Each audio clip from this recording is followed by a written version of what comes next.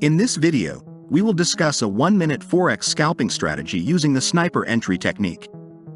This strategy is highly effective and profitable, and it's also beginner-friendly.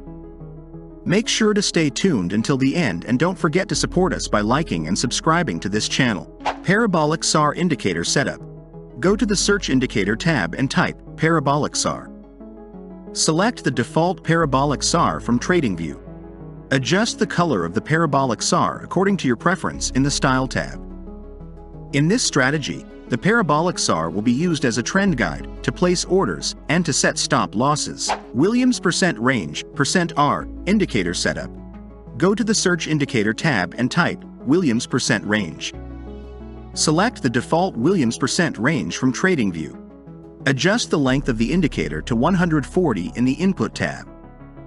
Customize the color of %R according to your preference in the Style tab. Change the upper band number to -5 and the lower band number to -95. %R will be used as a guide for entry signals in the market. Buy order setup. If the %R line is below the -95 level, prepare to find the best point to place a buy order. Wait for the %R line to move out of the -95 level upwards.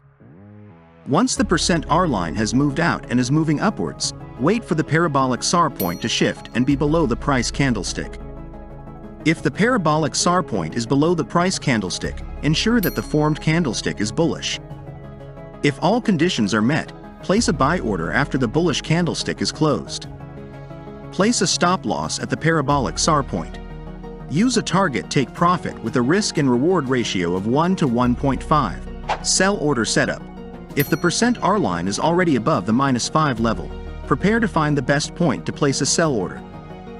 Wait for the %R line to move out of the -5 level downwards. Once the %R line has moved out and is moving downwards, wait for the Parabolic SAR point to shift and be above the price candlestick.